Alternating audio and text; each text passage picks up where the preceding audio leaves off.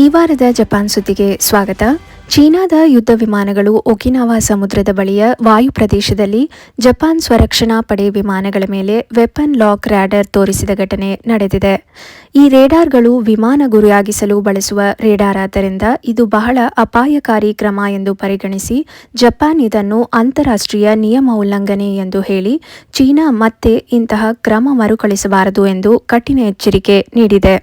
ಟೆಪ್ಕೋ ನಿರ್ವಹಿಸುವ ಈ ರಿಯಾಕ್ಟರ್ ಜಪಾನ್ನಲ್ಲಿ ಅತಿದೊಡ್ಡದು. ಆದರೆ 2011 ಫುಕುಶಿಮಾ ದುರಂತದ ನಂತರ ಬಂದ್ ಆಗಿದೆ.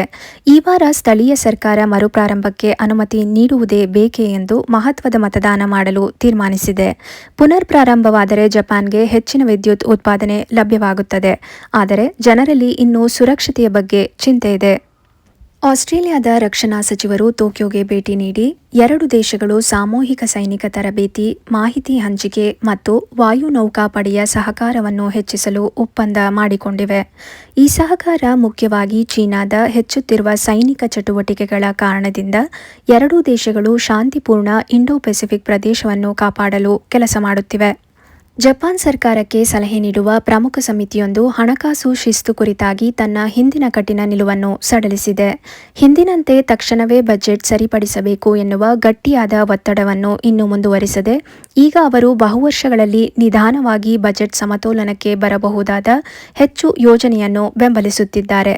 ಈ ನಿಲುವು ಸಂಪೂರ್ಣವಾಗಿ ಹೊಸ ಸರ್ಕಾರದ ರಿಫ್ಲೇಷನ್ ಮತ್ತು ಹೆಚ್ಚು ಪ್ರೋತ್ಸಾಹ ನೀಡುವ ಆರ್ಥಿಕ ನೀತಿಗಳೊಂದಿಗೆ ಹೊಂದಿಕೊಳ್ಳುತ್ತದೆ. ಇತ್ತೀಚೆಗಿನ ವರದಿಯ ಪ್ರಕಾರ ಗ್ರಾಹಕರ ಖರೀದಿ ಮನೋಭಾವ ಸ್ವಲ್ಪ ಹೆಚ್ಚಿಸಿದೆ. ಅಂದರೆ ಗ್ರಾಹಕರ ವಿಶ್ವಾಸ ಸೂಚ್ಯಂಕ ಏರಿಕೆಯಾಗಿದೆ.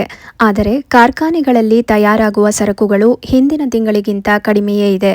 ತಜ್ಞರು ಇದನ್ನು ಆರ್ಥಿಕತೆ ನಿಧಾನವಾಗಿ ಚೇತರಿಸಿಕೊಳ್ಳುತ್ತಿದೆ, ಆದರೆ ಇನ್ನೂ ಸಂಪೂರ್ಣವಾಗಿ ಬಲವಾಗಿಲ್ಲ ಎಂದು ಹೇಳಿದ್ದಾರೆ.